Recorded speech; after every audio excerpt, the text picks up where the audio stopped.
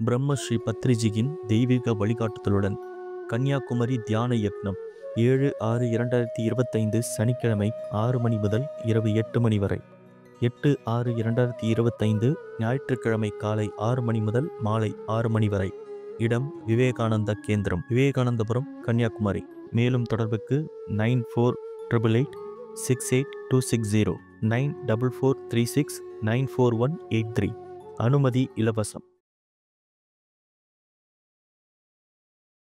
கடவுளை ஏன் நம்ம அடுத்து சாத்தான் அப்படி இருக்கணும்னு நினைக்கிறோம்னா, கடவுள் எல்லா இடத்துலயும் நிறைஞ்சிருக்காரு, மொத்தமும் தெய்வீக தன்மையானது அப்படிங்கறத உணராதப்போ அது சாத்தான் நிலையா இருக்கும். உணர்ந்துட்டா கடவுள் நிலையா இருக்கும். உணர்றதுதான் இங்க வித்தியாசம் இருக்க தவிர அங்க எதுவும் மாற்றம் இருக்க மாதிரி எனக்கு தெரியல. நமக்கு எல்லாமே ஒரு பாதுகாப்பா இருக்கும். ஒரு ராஜா கூட ஒரு அருமையா ஒரு கோட்டை கட்டினாராம். எந்த எதிரியும் என்னை தாக்க முடியாது, ஒரே ஒரு வாசல் தான் வச்சிருக்கேன், அந்த ஒரு வாசல ஃபுல்லா பாதுகாத்தா போதும், மொத்தமும் மூடியாச்சு, அத ஒரு துளைக்கக்கூடிய எந்த ஒரு ஆயுதமும் இல்லை. அப்ப அந்த மந்திரி சிரிச்சாராம். ஏன் சிரிக்கிற அப்படின்னு கேட்டாராம். நீ அந்த ஒரு வாசலையும் மூடிடிய கல்லறை ஆயிடும். பிரபஞ்சம் இயங்கிக்கிட்டு இருக்கு, அது நிக்கல. நிரந்தரம்னா என்ன, நின்னு போயிடும். ஒரு ரோஜாப்பூ மலருதுன்னா அது வாடதான் செய்யும், மாடவே கூடாதுன்னா அது பிளாஸ்டிக்கா தான் இருக்க முடியும். பிரபஞ்சம் இயங்கிக்கிட்டே தான் இருக்கும், மாறிக்கிட்டே தான் இருக்கும். மாற்றம் என்பதே மாறாதது. விதியை படிப்போம், நமக்கு ரொம்ப பயம் வருது இல்லையா? நமக்கு ஏன்னா இது ஏதோ நம்ம சேர்த்து வச்சதெல்லாம் விட்டுட்டு போறோம். நமக்கு சொந்தம்னு நினைக்கிற அந்த பிடிப்பு தன்மை தான் நமக்கு அந்த பயத்தை கொடுக்குது. அது ஆன்மாவை பொறுத்த வரைக்கும் உடல் ஒரு வாகனம் தான். அந்த உடல், உணர்வு, எண்ணங்கள் இதைத்தான் நம்ம உண்மையிலே நம்ம நினைச்சோம். நம்ம யார நினைக்கிறோம்? நம்ம உடலை நினைக்கிறோம், நம்மளோட உணர்வுகளை நினைக்கிறோம், நம்மளோட எண்ணங்களை நினைக்கிறோம்.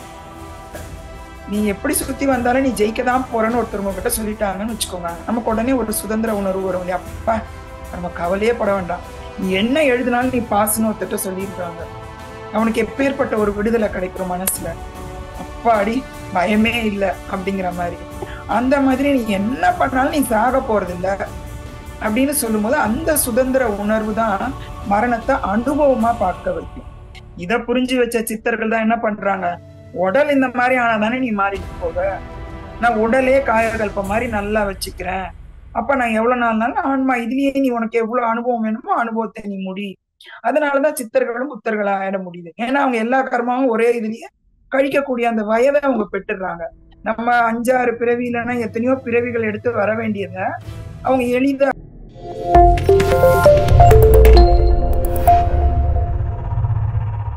நண்பர்கள் அனைவருக்கும் என் மாலை வணக்கம். அனைவரையும் மீண்டும் சந்திப்பதில் மிகவும் மகிழ்ச்சி. ஏன்னா பிரபஞ்சம் பாரபட்சமற்றது. அது யாரும் நல்லது கெட்டது, நான் நேத்தே சொன்னது, நல்லது கெட்டது சொல்லும்போது நேற்று இந்த கருணைக்கு எல்லாரும் சொன்னது எனக்குள்ள ஒரு தோன்றல் உண்டாச்சு. நம்ம ஏன் ஒன்னு ஆப்போசிட் இருக்கணும்னு எதிர்பார்க்கிறோம்? கடவுள்னு இருந்தா ஒரு சாத்தான் இருந்தே ஆகணும். கருணைன்னு இருந்தா கண்டிப்பா அதுக்கு ஒரு எதிர்ச்சொல் இருக்கு. நானும் சர்ச் பண்ணேன், அதுக்கு எதிர்நிலைகள்னு போட்டுருது, அது எதிர்ச்சொல்லுன்னு வரல. அப்ப நம்ம ஏன் அதுக்கு அர்த்தம் பார்க்க கூடாதுன்னு கருணைக்கு பொருளை பார்த்தேன், அருள்னு போட்டுட்டு ரொம்ப பிடிச்சிருந்தது. அது கூட சொல்லுவாங்க இல்லையா, உன் பாதத்தில் உன்னை உன் அருளால் அப்படின்னு ஒரு பாட்டு வரும் இல்லையா மாணிக்க அந்த திருவாசகத்தில். உன்னோட பாதத்தை பணியறதுக்கே உன் அருள் வேணும். அந்த அருள்ன்றதுக்கு வேர் சொல்ல பார்த்தோம்னா அந்த அருளும் உள்ளையும் பிரிச்சு சொல்றாங்க. அது உள்ளே உள்வயமானது, பயமானதுன்னா அது ஃபுல்லா நிறைஞ்சிருக்கிற மாதிரி, மொத்தமா அதற்கு உட்பட்ட மாதிரி. சொல்லப்போனா நம்ம ரூலுங்கிற இங்கிலீஷ் வார்த்தையே அதனோட வேர் சொல்லலாம். ரூல்னா எல்லாத்தையும் ஆட்சியில நம்மளுக்கு அடக்கி வைக்கிறது. அந்த அருள் அந்த ரூலுக்கான வேர் சொல் அப்படிங்கிறாங்க. இப்ப அருளுக்கு உடனே நம்ம எதிர்ச்சொல் தேடுவோம்னு நினைக்கிறேன். அந்த அருள் அப்படிங்கிறதுக்கு ஒண்ணு இருக்க முடியுமா? அது என்னன்னு நம்ம சொல்ல முடியும், அதனோட விளக்கமே நமக்கு முழுசா புரியல. அந்த கருணைக்கும் அருளுக்கும் அது எதிர்நிலைகள் தான் வார்த்தைகள் கொடுத்துருந்தா எதிர்ச்சொல்லுன்னு நான் பார்க்கல. நான் அகராதியும் எடுத்து பார்த்தேன், அதனால நான் அதையே வச்சுக்கிறேன். கருணை மயமான கடவுள்.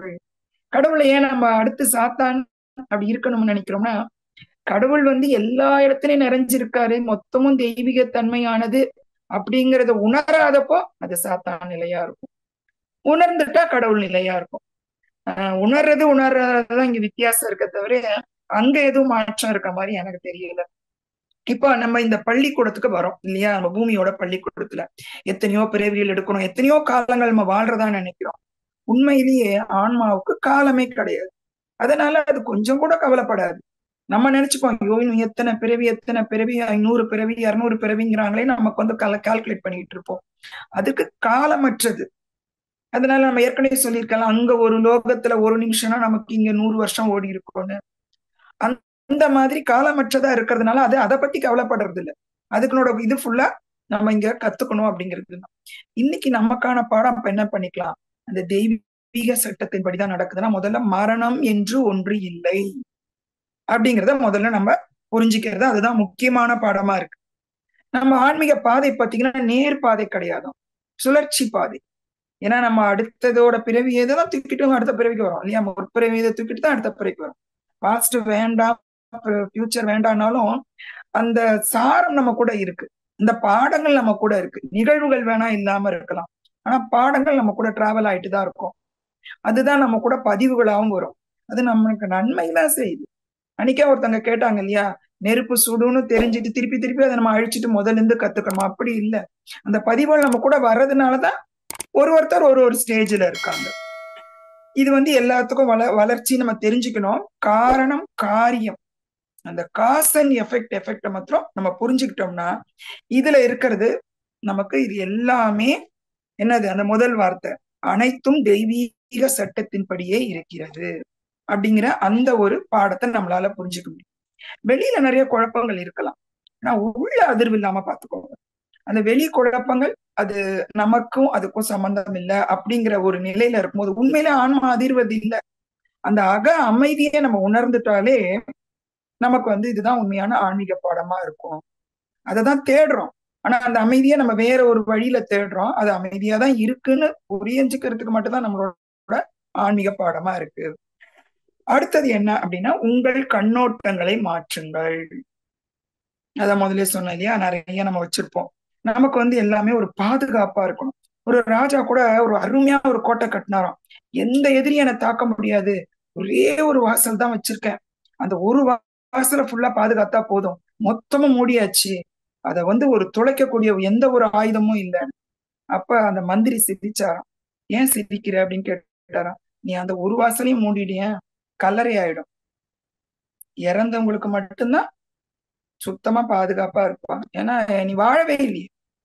பாதுகாப்பு தான் தேவைன்னா ஒரு மனிதன் வாழ்வதற்கே தகுதி இல்லை அப்படின்பாரு ஓஷோ. நீ வாழணும்னா கண்டிப்பா அங்க பாதுகாப்பற்ற தன்மை இருக்கணும், அங்கதான் உயிர்ப்பு இருக்கும்.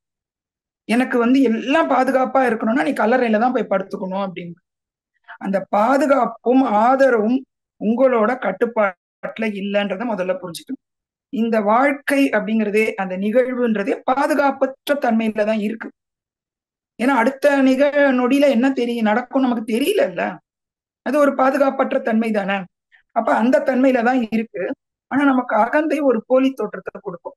எல்லாம் நிரந்தரம், நம்ம சேஃபா நிறைய இடம் வாங்கி போட்டோம், எல்லாம் நமக்கு வந்து கரெக்டா பணம் வந்துடும், நமக்கு வந்து சொந்தக்காரங்கள்ட்ட நல்லா பேசி வச்சிருக்கோம், இப்படி நிறைய நிறைய ஒரு நிரந்தரமானதை நமக்குள்ள சுத்தி வச்சுக்கணும் நம்ம கூட எண்ணம். ஆனா நிஜத்துல எதுவுமே நிரந்தரம் இல்லைன்றதான் உண்மை. பிரபஞ்சம் வந்து இயங்கிக்கிட்டு இருக்கு, அது நிக்கல. நிரந்தரம்னா என்ன, நின்னு போயிடும். ஒரு ரோஜா பூ மலருதுன்னா அது வாடதான் செய்யும், மாறவே கூடாதுன்னா அது பிளாஸ்டிக்கா தான் இருக்க முடியும். பிரபஞ்சம் இயங்கிக்கிட்டே தான் இருக்கும், மாறிக்கிட்டே தான் இருக்கும். மாற்றம் என்பதே மாறாதது, விதியை படிப்போம். ஆனா நமக்குள்ள அதை ஏத்துக்கிறதா ரொம்ப கஷ்டமா இருக்கு. பிடிக்காதத நம்ம உடனே அதை மாற்றணும்னு நினைக்கணும். ஆனா உண்மையிலே நீங்க வரும்போதே சொல்லிட்டோம், ஏற்கனவே பிளான் பண்ணி நீண்ட காலமா எத்தனையோ ஆன்மாக்கள் கூட உட்காந்து சொல்லுவாங்க, ரூம் போட்டு உட்காந்து யோசித்தீங்களான்ற மாதிரி உட்காந்து பேசி, ஒரு படம் எடுக்கிற ஒரு டைரக்டர் உட்காந்து மியூசிக் டைரக்டர் அப்படிலாம் உட்காந்து ஒரு படத்தை உருவாக்குற மாதிரி உங்க வாழ்க்கையை நம்ம உருவாக்கிட்டு இங்க வர்றோம். ஆனா இங்க வந்த பிறகு இந்த சூழ்நிலையை மாத்தணும் அப்படின்னு நினைக்கிறோம்.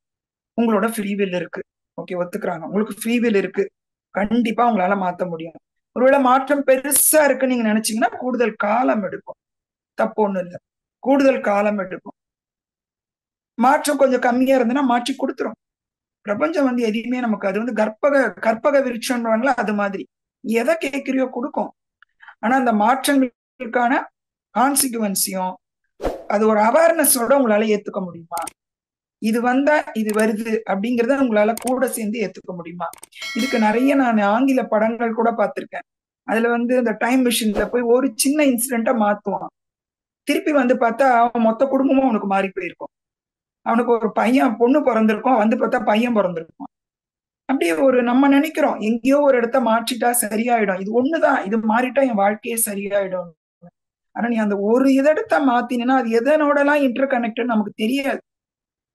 அதனால நம்ம மாற்ற வேண்டியது சூழ்நிலைகள் இல்ல, நம்ம கண்ணோட்டத்தை மாற்றுங்க. அந்த கண்ணோட்டத்தை மாற்றும் போதுதான் அந்த ஆற்றல் நமக்குள்ள பெருகுது. எப்படி நம்ம மாற்றுறது? அது எப்படி நம்ம வந்து கண்ணோட்டத்தை மாத்துறது? கெட்டதுதான் நடக்குது, அப்புறம் எப்படி நம்ம மாத்துனா எப்படி மாத்த முடியும் அப்படின்னு நம்ம யோசிக்கலாம். நம்ம வந்து ஏற்றுக்கொள்ளுதல், இதுதான் நம்ம திருப்பி சொல்றாங்க. ஏற்றுக்கொள்ளுங்கள். என்ன ஏற்றுக்கொள்றது? ஏதோ ஒரு சலிப்போட ஏற்றுக்கொள்ளுதல் இல்லை. இது வந்து தெய்வீக சட்டத்தின்படிதான் நடக்குதுன்ற ஏற்றுக்கொள்ளுதல் தான். வேற வழியே இல்லைன்னு ஏற்றுக்கொள்ளுதலான்னு எனக்கு புரிதலா இல்லை. அதுக்கு நீங்க எல்லாருக்கும் தெரிஞ்ச ஒரு சின்ன கதையை சொல்றேன். ஒரு விவசாயி இருப்பான் இல்லையா, ஒரு குடியானவன் இது போது அவங்கிட்ட ஒரு குதிரை வச்சிருப்பான். அந்த குதிரை மிக்க அழகா இருக்கும், ரொம்ப கம்பீரமா ரொம்ப அழகா இருக்கும். அதை வந்து ஒரு ராஜாவே வாங்கிட்டு போயிடுற அளவுக்கு இருக்கும். எல்லாரும் சொல்லுவாங்க, "நீ ரொம்ப கொடுத்து வச்சப்பா, அந்த குதிரை பாரு எவ்வளவு அழகா இருக்கு." அது வந்து அவன் கூடயே இருக்கும், அவன் கூட ஒரு இது மாதிரி இருக்கும், ஃப்ரெண்டு மாதிரி. கட்டி எல்லாம் போட்டிருக்க மாட்டான், அவன் கூடயே இருக்கும். அப்ப எல்லாரும் விலைக்கு கேட்டாலும் அவன், இல்ல அது என்னோட சொந்தமே நான் நினைக்கல, இது எப்படி விலைக்கு கொடுக்கறது அப்படின்னு சொல்லிடுவான். ஒரு நாள் அந்த குதிரை காணா போயிடும். உடனே எல்லாரும் வந்து ரொம்ப வருத்தம் தெரிவிப்பாங்க. எப்பயுமே நமக்கு ஒரு நஷ்டம் நடந்தது, கஷ்டம் நடந்து எல்லாரும் ஒரு வருத்தம் தெரிவிப்பாங்க பாருங்க. உண்மையில நம்ம கஷ்டத்தோட தாங்கிப்போம், அந்த வருத்தம் தெரிவிக்கிறதா நம்மளால தாங்க முடியாது. வந்து வருத்தம் தெரிவிப்பான். உடனே அவன் சொல்லுவான், எல்லாம் நன்மைக்கு அப்படின்றான். ஒரு 10 நாள் கழிச்சு பார்த்தா அந்த குதிரை தன்னை போல இருக்கிற ஒரு 10 குதிரையை கூட்டிட்டு வந்து, அப்ப எல்லாருக்கும் ஒரே ஆச்சரியம். அப்போ வந்து ரொம்ப வாழ்த்து தெரிவிப்பாங்க. இந்த வருத்தம் தெரிவிக்கும் போது ஒரு சந்தோஷம் இருக்கும் அவங்களுக்கு, வாழ்த்து தெரிவிக்கும் போது ஒரு வருத்தமும் இருக்கும் இல்லையா? எல்லாருக்கும் உள்ள ஒரு இதுன்னு நினைக்கிறேன். அப்படி வந்து சொல்லுவாங்க. அப்ப சொல்லுவான், எல்லாம் நன்மைக்கே அப்படின்னு. அதுக்கப்புறம் பாத்தீங்கன்னா அந்த குதிரையை பழக்கறதுக்காக அவனோட பையன் ஏறி அதை பழக்குவான். அப்ப கீழே விழுந்து அவன் கால் ஒடிஞ்சு. உடனே, அடப்பாவி, அந்த குதிரை வந்ததுனாலதான் அவன் பையன் கால் ஒடிஞ்சு போச்சு. உனக்கு இருக்கிறதே ஒரே பையன், இப்ப இந்த மாதிரி கால் உடைஞ்சு போய் கிடக்கானே, குடும்பத்தை யார் காப்பாத்துவா? இந்த குதிரை வந்தது வேஸ்ட் தான் போல அப்படின்னு வந்து வருத்தம் தெரியும். அப்பயும் அவன் எல்லாம் நன்மைக்கேன்றுவான். அப்புறம் பார்த்தா திடீர்னு ஒரு போர் வரும். வீட்டுக்கு ஒரு பையனை அழைச்சே ஆகணும்னு சொல்லி அங்க வந்து எல்லாரும் கிராமத்துல ஒவ்வொரு பையனையும் கூட்டிட்டு போவாங்க. எல்லாரும் பயப்படுவாங்க, என்னப்பா போர்னா உயிரோட வருவானான்றது கேரண்டி இல்லை இல்லையா அப்படின்னு பயப்படுவாங்க. இவன் வீட்டுக்கு வருவாங்க, கால் உடைஞ்சு போயிருக்கு, இவனுக்கு போருக்கு உபயோகப்பட மாட்டான்னு விட்டுட்டு போயிடுவாங்க. சில சமயம் உபயோகப்படாம இருக்கிறது கூட நமக்கு ஒரு வாழ்க்கையை கொடுக்குதுன்னு நினைக்கிறேன். அப்படி வந்து அந்த மாதிரி போயிடுவாங்க. அப்ப வந்து அவங்க எல்லாரும் சொன்னாங்க, அப்பா நீ தப்பிச்சிட்டு மறுபடியும் அதைதான் சொல்லுவோம். அப்ப நம்ம எந்த தெய்வீக சட்டத்தைப்படி என்ன நடக்குதுன்னு தெரியாத பட்சத்துல நம்ம அதை மாற்றோம் இதை மாற்றோம்னு நினைக்கிறதா நமக்குள்ள தேவையில்லாத போராட்டங்களை உண்டு பண்ணுது. இது மத்த 2 தலைப்பு. 3வது பார்க்கலாம், மரணத்தை ஏற்றுக்கொள்ளுங்கள். முதல்லயே நம்ம அதை பார்த்துட்டோம். எனக்கு அவர் அந்த கேள்வி கேட்கறதுக்கும் அந்த பாடங்கள் வரும்போது எல்லாமே அது கூட இன்டர் கனெக்டட் தான் போல அப்படின்னு தோணுச்சு. நமக்கு ரொம்ப பயம் வருது இல்லையா? நமக்கு வந்து ஏன்னா இது ஏதோ நம்ம சேர்த்து வச்சதெல்லாம் விட்டுட்டு போறோம். நமக்கு சொந்தம்னு நினைக்கிற அந்த பிடிப்பு தன்மை தான் நமக்கு அந்த பயத்தை கொடுக்குது. அது ஆன்மாவை பொறுத்த வரைக்கும் உடல் வந்து ஒரு வாகனம் தான். அந்த உடல், உணர்வு, எண்ணங்கள் இதைத்தான் நம்ம வந்து உண்மையிலே நம்மன்னு நினைச்சிட்டோம். நம்மன்னு நம்ம யார நினைக்கிறோம்? நம்ம உடலை நினைக்கிறோம், நம்மளோட உணர்வுகளை நினைக்கிறோம், நம்மளோட எண்ணங்களை நினைக்கிறோம். சொல்லப்போனா நம்ம டெத்தை விட அடுத்தவங்க டெத்துக்கு தான் நம்ம ரொம்ப பயப்படுவோம். ஏன்னா நம்ம டெத் ஆகும்போது நமக்கு தெரிய மாட்டேங்குதுல எப்படி இருந்தாலும். இந்த அடையாளத்திலிருந்து விடுபடும் போதுதான் இந்த அச்சம் வந்து வரும்போது நம்ம அர்த்தமற்ற செயல்கள் செய்ய போயிடுவோம். தேவையே இருக்காது. அந்த செயல்கள் எல்லாம் செஞ்சு அந்த அச்சத்துல இருந்து எப்படியாவது வெளியே வரணும் அப்படிங்கிற ஒரு எண்ணம் வந்துடும். அந்த எண்ணமே நம்மளோட நிறைய தவறுகளுக்கு காரணமாகிடுது, அந்த அறியாமைக்கும் காரணமாகிடுது. அடிப்படை பாத்தீங்கன்னா அச்சம் தான். எல்லா எமோஷனும் நீங்க திருப்பி திருப்பி அடியில போய் போய் போய் நல்லா ஆராய்ச்சி பண்ணி பார்த்தீங்கன்னா அந்த வேர் வந்து கண்டிப்பா அச்சமா தான் இருக்கும். விட்டுட்டு போயிடுவாங்களோன்னு ஒரு அச்சம், நம்மளை விட்டு எல்லாம் போயிருமோன்னு அச்சம், பொருள் போயிடுமா, உறவு போயிடுமா, அழகு போயிடுமா, ஏதோ ஒரு அச்சம். அந்த மாதிரி ஒரு அச்சம் வர்றதுக்கு அடிப்படை காரணம் அதுவும் ஒண்ணு டெத்து தான். அந்த டெத்துன்ற அச்சம் நமக்கு பெரிய அச்சம். அது போயிடுச்சுனாலே மற்ற அச்சங்கள் நம்ம உடம்புல இருந்து போயிடும். அப்ப மரணத்தை எப்படி ஏற்றுக்கொள்கிறது? மரணம்ன்றது ஒரு அனுபவம் தான். பிறப்பு அதுக்கு ஒரு அனுபவம் ஆன்மாவுக்கு. பிறப்பை நம்ம கொண்டாடுறோம். ஆனா நம்ம அப்படி சொல்ல முடியாது. நம்ம இந்துக்கள் இதுல இறப்பையும் கொண்டாடுவாங்க. பிறப்பையும் கொண்டாடுவாங்க, இறப்பையும் கொண்டாடுவாங்க. முதல்ல இப்ப கூட பாக்குறோம்ல, இறப்பை கொண்டாடுறது உண்மையிலே கொண்டாட்டம் தான். வாழ்க்கைய கொண்டாட்டமா மாத்த போறோமா, போராட்டமா மாத்த போறோமான்றதெல்லாம் இந்த பாடங்கள் இருந்து நம்ம கொஞ்சம் கொஞ்சமா புரிஞ்சுக்கிட்டே தான் வரணும். எதெல்லாம் மாத்த வேண்டியிருக்கு அப்படின்னு. அந்த அது ஒரு அனுபவம் என்பது உண்மையிலே ஒரு சுதந்திர உணர்வு நமக்கு கிடைக்குமா? எப்படி இருந்தாலும் இது நம்ம போக போறது இல்ல. நீ எப்படி சுத்தி வந்தாலும் நீ ஜெயிக்க தான் போறன்னு ஒருத்தவங்க கிட்ட சொல்லிட்டாங்கன்னு வச்சுக்கோங்க. நமக்கு உடனே ஒரு சுதந்திர உணர்வு வரும் இல்லையா? அப்பா நம்ம கவலையே பட வேண்டாம். நீ என்ன எழுதினாலும் நீ பாஸ்ன்னு ஒருத்தட்ட சொல்லிடுறாங்க. அவனுக்கு எப்பேற்பட்ட ஒரு விடுதலை கிடைக்கும் மனசுல. அப்பாடி பயமே இல்ல அப்படிங்கிற மாதிரி. அந்த மாதிரி நீ என்ன பண்ணாலும் நீ சாக போறது இல்ல அப்படின்னு சொல்லும்போது அந்த சுதந்திர உணர்வு தான் மரணத்தை அனுபவமா பார்க்க வைக்கும். அது வரைக்கும் மரணம்ன்றது ஒரு அச்சமா இருக்கு. மரணத்தை நம்ம தள்ளி போட விருப்பப்படுறோம். எவ்வளவு தள்ளி போடுறோமோ அவ்வளவு தள்ளி போடுறது நல்லதுன்னு விருப்பப்படுறோம். அந்த ஒரு எண்ணம் கூட போராட்டத்துக்கு காரணமா இருக்கு. என்ன ஒரு புதுசு வருது, அடுத்து பழசு வருது. பொருளை மட்டும் நம்ம புதுசு புதுசா வாங்கணும்னு நினைப்போம். பழைய பொருள் ஆயிடுச்சுன்னா அதெல்லாம் நம்ம எக்ஸ்சேஞ்ச் ஆஃபராது கொடுத்து வாங்கிடலாம்னு நினைக்கிறோம். ஆன்மா நம்ம உடலை எக்ஸ்சேஞ்ச் ஆஃபரா கொடுத்து, எனக்கு இந்த ரொம்ப வயசாயிடுச்சுப்பா, இது இப்பெல்லாம் ஒன்றும் முடியல, அதனால ஒரு எக்ஸ்சேஞ்ச் ஆஃபர் மாதிரி. ஆனா சித்தர்கள் அந்த உடலை கூட அதனால காயக்கல்ப மாதிரி வச்சிருப்பாங்க. அதனாலதான் அந்த ஆன்மா அவங்களை விட்டு போக மாட்டேங்குது. ஆன்மா எப்ப நம்மள உடலை விட்டு போகும்? சில குழந்தைகள் சின்னதுலயே வியாதி அதெல்லாம் அந்த கர்மா இதுக்கே நான் போல. ஆனா ஒண்ணுமே இல்ல நல்லாதான் இருக்காங்கன்னா வயதாகும் போது அந்த ஆன்மா நம்மளை விட்டு போகுது இல்லையா? அது முடிவு பண்ணுது. இதுக்கு மேல தெம்பு இல்ல, இப்ப நம்ம செய்ய வேண்டிய காரியங்கள்லாம் இது மேல செய்யறதுக்கு இன்னும் கொஞ்சம் கர்மா கொண்டு வந்து தீக்கலானாலும் இதுக்கு மேல அவங்க தீக்கிறதுக்கு அவங்களுக்கு திராணி இருக்க மாதிரி தெரியல இந்த உடலுக்கு. அதனால நம்ம நெக்ஸ்ட் எடுத்துக்கலாம்ப்பா அப்படின்னு எக்ஸ்சேஞ்ச் ஆஃபர்ல அந்த உடல் அது இன்னொன்னு எடுத்துக்குது.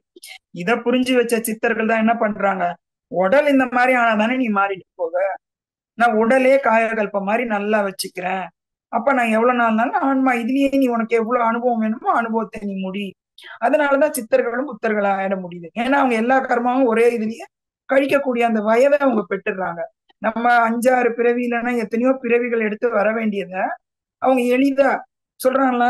மகாவதர் பாப்பாலாம் 1000 வருஷம் வாழ்றாருன்றாங்க. அனுமானே இன்னும் வாழ்ந்துட்டு தான் இருக்காரு அப்படிங்கிறாங்க.